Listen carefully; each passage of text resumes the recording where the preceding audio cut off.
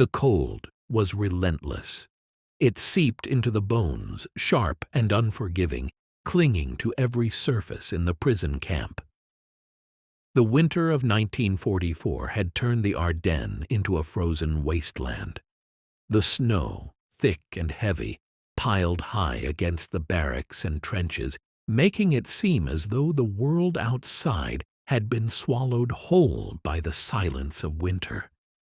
The air was still, except for the occasional gust of wind that whipped through the barbed wire fences, sending flurries of snowflakes skittering across the hard-packed ground. It was a silence that weighed down on the soul, leaving nothing but the sound of boots crunching on snow and the distant groan of metal doors.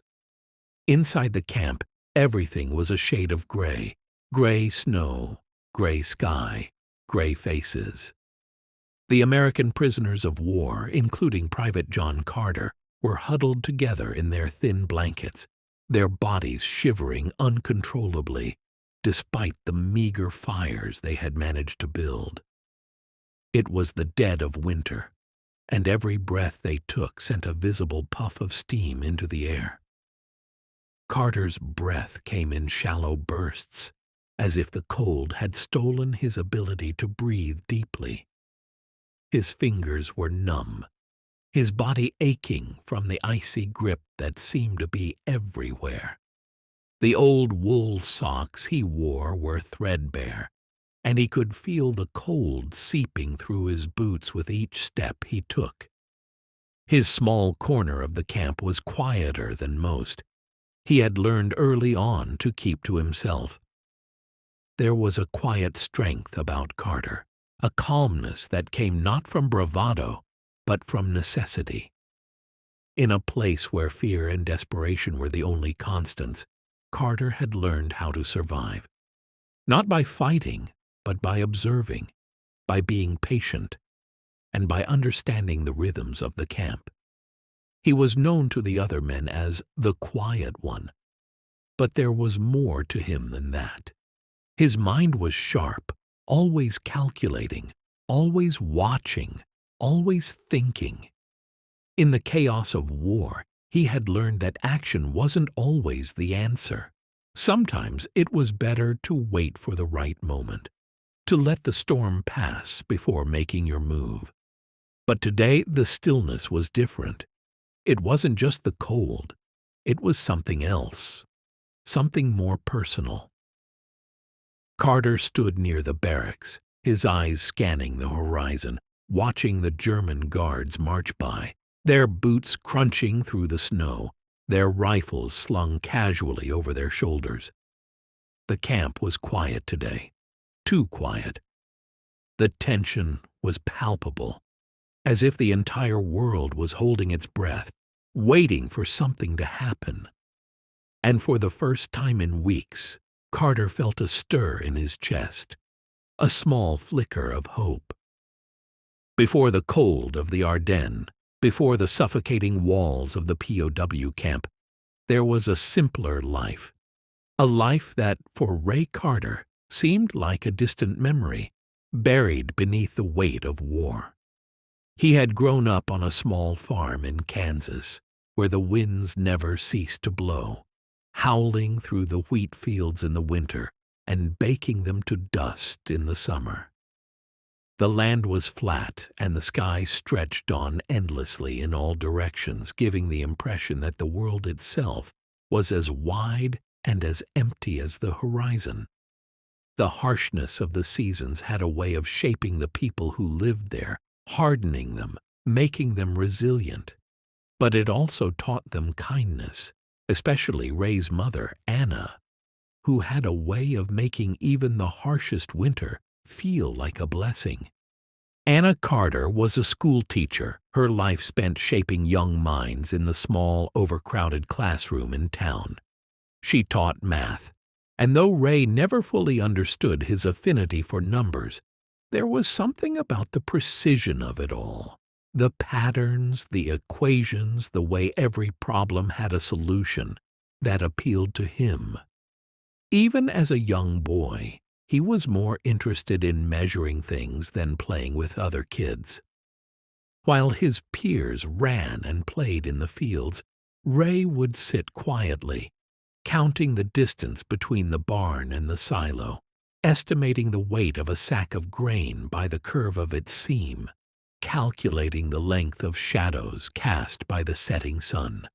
His father, Charles, was the more practical one. A mechanic by trade, he ran a small engine repair shop in town. His hands were always stained with grease, his fingernails thick with dirt. He taught Ray how to take things apart and put them back together. They didn't talk much. Charles didn't need to say much. It was in the work, in the way he showed Ray how to fix engines, how to read the patterns in the way the parts fit together. It was precise, logical, and, just like the math, it made sense. Every part had its place. If you understood that, you could make anything run.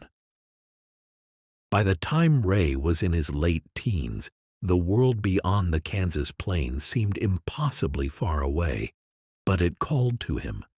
The farm could only offer so much. The war had started, and though he never imagined himself in uniform, the promise of training, purpose, and, most of all, stability beckoned. When the draft came in 1942, Ray enlisted. The Army would give him a future.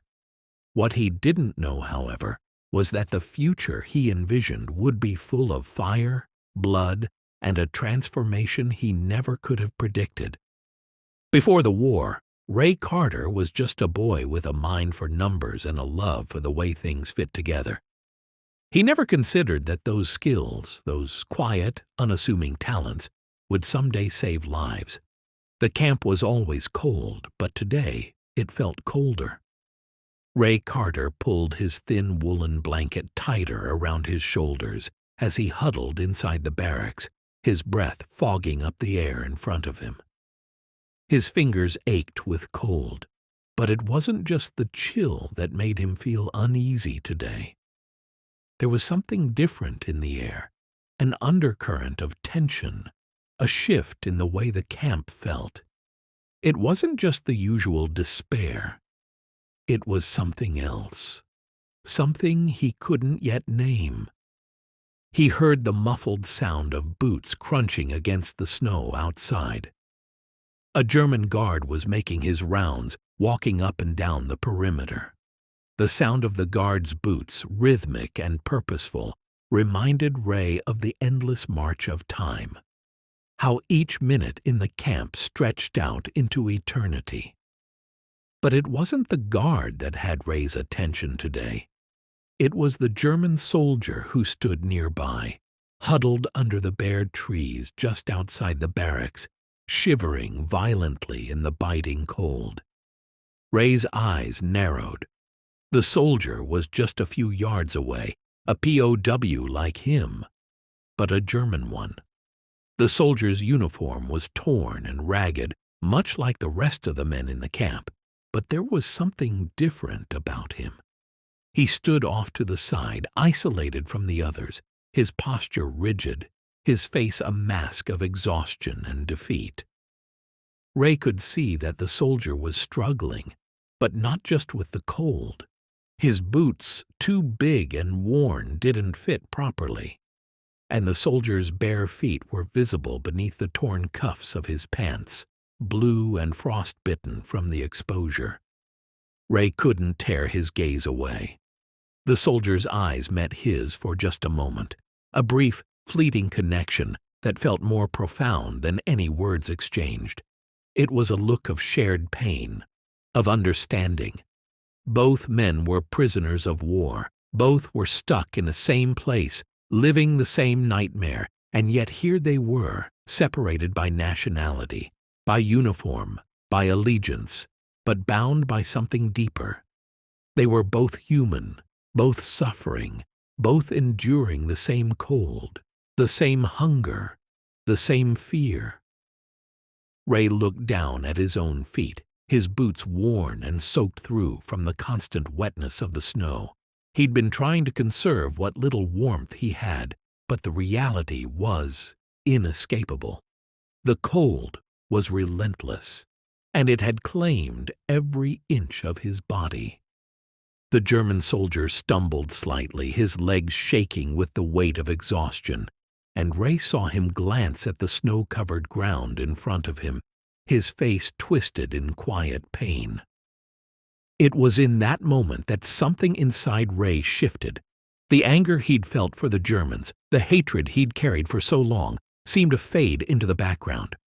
All he saw was a man in need, a man who, despite being the enemy, was human. And Ray, in that frozen moment, realized that he couldn't just turn away. Ray Carter stood there for a long moment, the cold air biting through his thin layers, the weight of the situation pressing down on him like the snow that blanketed the camp. His eyes lingered on the German soldier, who was still standing there, his bare, frost-bitten feet exposed to the brutal cold. The soldier's face was weary, a mixture of pain and defeat. Ray's mind raced, the anger and frustration he'd carried for months, the resentment toward his captors, toward the war, swirling inside him. Yet in the face of this man's suffering, none of that seemed to matter. There was no enemy here. There was only human suffering, and it was something Ray knew all too well. Ray's hands were stiff from the cold, his gloves barely enough to shield him from the chill, but his gaze never wavered from the soldier's feet. The man's thin socks were barely enough to cover his swollen, cracked toes, and it was clear they were no match for the freezing conditions. The frostbite was already starting to take hold, and Ray could see that if the soldier didn't get help soon, he might lose more than just his toes. Ray's own feet were numb, the cold sinking deep into his bones. His boots, too, were worn, but he knew they were still better than what the German soldier had. He had a spare pair of wool socks, old, but they would do. He'd saved them for the long, cold nights ahead, for when the chill became unbearable.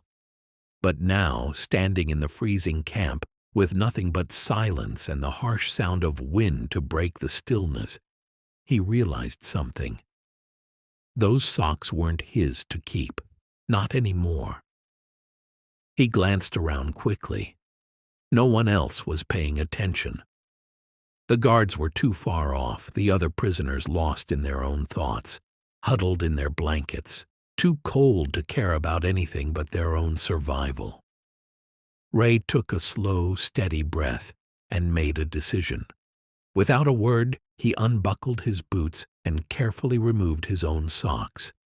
They weren't much, just woolen socks worn thin by weeks of use, but they were warmer than nothing. His hands, now trembling from the cold, moved quickly, folding the socks and stepping toward the German soldier. The German man looked up in confusion as Ray approached him, his gaze hesitant, unsure of what to make of the American soldier who had so quietly crossed the line between enemy and ally. But Ray didn't hesitate. He handed him the socks, speaking no words. The gesture, simple yet profound, said everything. The German soldier's eyes widened, and for a long moment there was silence between them. Then, slowly, as if unsure of what to do with this act of kindness, the soldier took the socks from Ray's hands. Ray nodded slightly, offering the barest hint of a smile. The soldier looked down at the socks, then back at Ray, and for the first time, there was a flicker of understanding in his eyes. No words were exchanged, but in that quiet moment, something shifted between them. It wasn't about alliances, orders, or the rules of war. It was about survival. It was about humanity. And in that simple, unspoken exchange, the camp, the war, The very nature of what they had become in this hellish place seemed to melt away, if only for a moment. The moment passed in silence, but its impact rippled through the camp in ways Ray Carter couldn't have predicted. At first no one seemed to notice. The camp was still as grim and bitterly cold as it had been just moments before. But then, over the next few days, something began to change. The other prisoners, their faces hollow from exhaustion and hunger, started to look at each other a little differently. The usual wariness, the suspicion, the division between men of different nations, American, British, German, began to fade, if only slightly. Ray didn't understand it at first. He hadn't meant to create a movement or shift the atmosphere of the camp. He had only given a pair of worn socks to a man who needed them. But the small act of kindness, a gift exchanged without expectation, was like a spark in dry tinder. Slowly it started to spread. The German soldier, Hans, wore the socks Ray had given him every day after that. At first it was nothing more than a quiet gesture of survival, a man doing what he had to in order to make it through another day. But as the days went by, Ray noticed something different. Hans no longer huddled alone by the fire. He started to mingle with the other POWs, offering what little food he had, helping where he could, even joining in the small chores that kept the camp running. His once blank, defeated expression began to soften, replaced by a quiet determination. It was as if that simple act of receiving something with no strings attached had rekindled something in him, a recognition that there was more to life than survival. Soon other men began to help one another too. At first it was small things.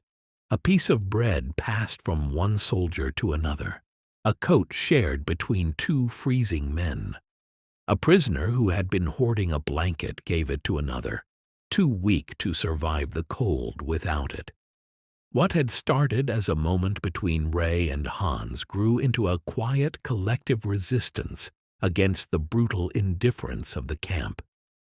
The guards, watching from their posts, saw none of it. They only saw a group of men who, despite their captivity, were slowly beginning to behave like men again. Men who cared, who helped, who lived in solidarity. For Ray, it was almost surreal.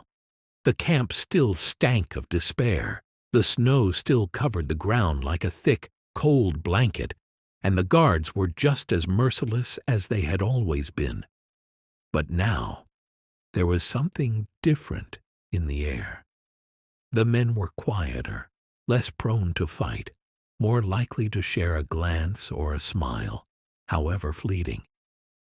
There was less of the usual bitterness between the Americans and the Germans, less of the paranoia that had once defined every moment of the day. Instead, there was an unspoken understanding that, while they were all trapped in the same hell, they didn't have to face it alone. Hans, in particular, seemed to become a symbol of this quiet transformation. He wasn't a leader. He didn't need to be.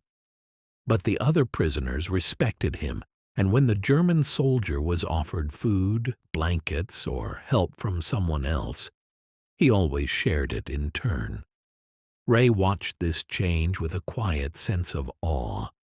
He hadn't done it for recognition, but as he observed the way the camp shifted, how small acts of kindness began to replace hostility, he realized that sometimes a single gesture of compassion could do more than any weapon or order could. The camp wasn't exactly peaceful. No one was naive enough to think that. But there was a shift, a quiet turning of the tide. And it was all because Ray Carter had given a pair of socks to a German soldier.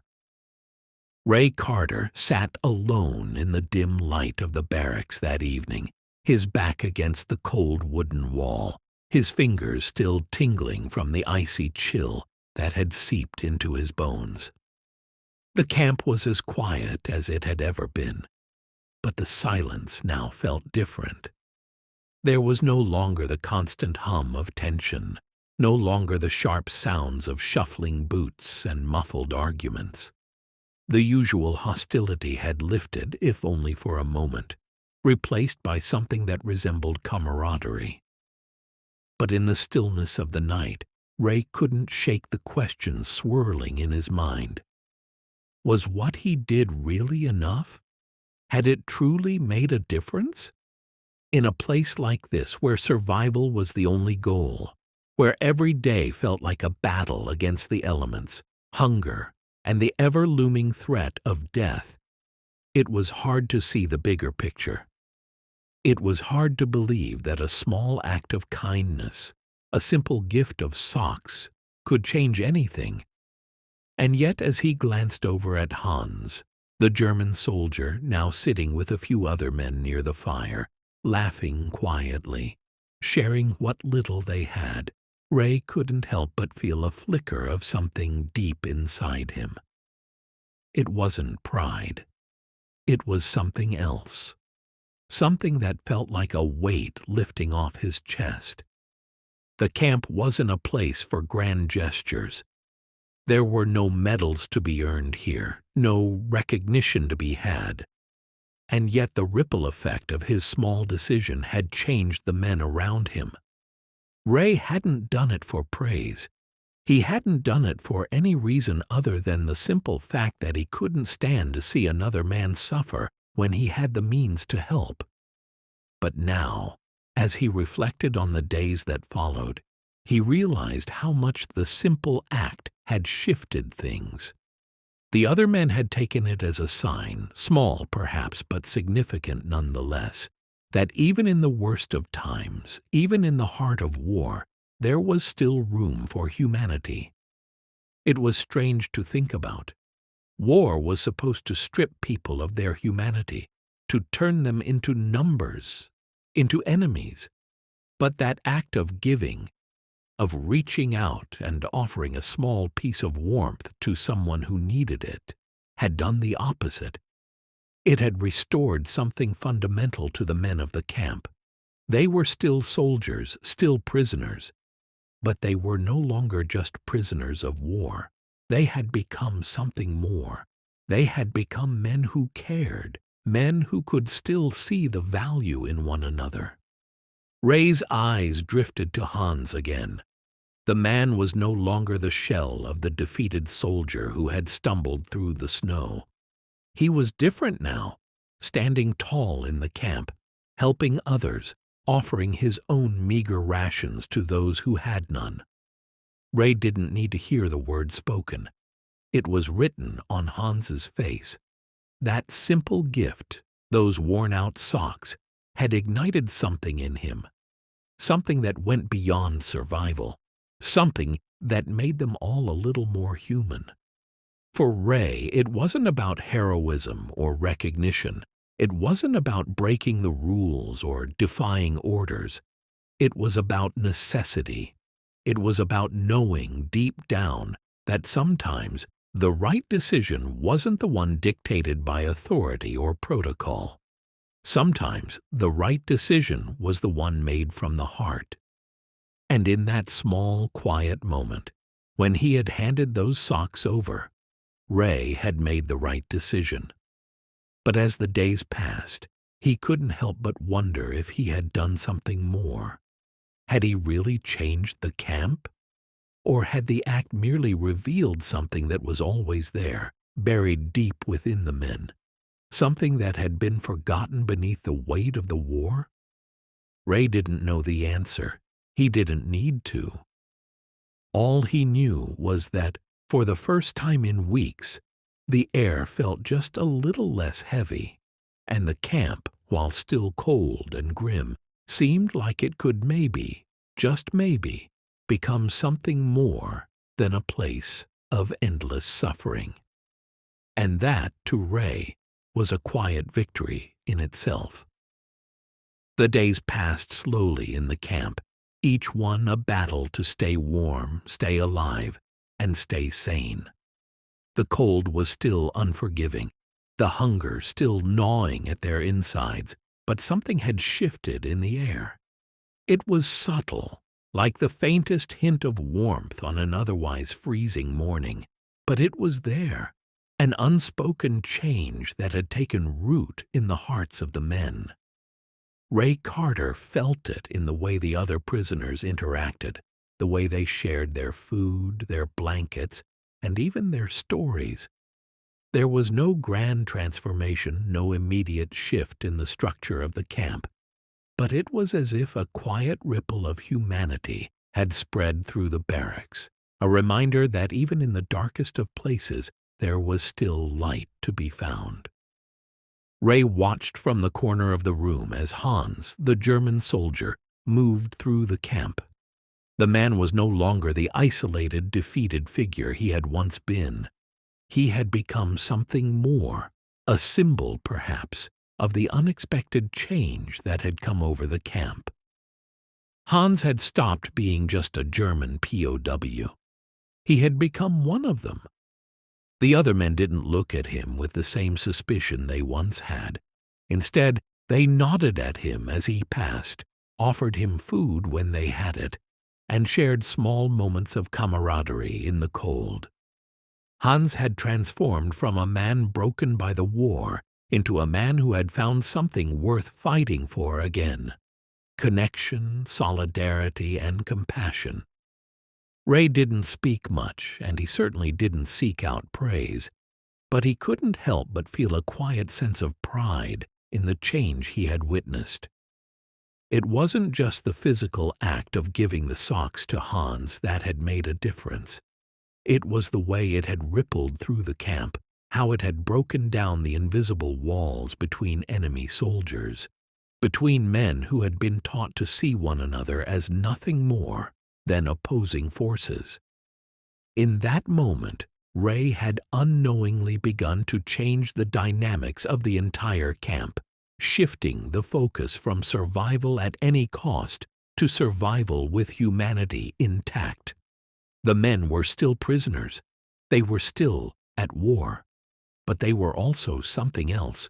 They were a group of individuals, each with their own story, their own pain, their own hope. And now, they had something else in common. A small act of kindness had shown them that, even in the most brutal of circumstances, compassion could be a weapon stronger than any rifle or tank. As Ray sat quietly in the corner of the barracks, watching Hans speak to the other men, he realized that he had done something that would last long after the war ended. The men in this camp would never forget the moment when one soldier, with nothing to gain, gave a piece of himself to another, and in doing so, he had changed the course of their lives. Not with grand gestures, not with heroic actions, but with the simple, quiet act of showing another man that he was not alone. The camp, though still cold and harsh, no longer felt quite as bleak. The change wasn't instant and it wasn't perfect, but it was real. And for Ray, that was enough.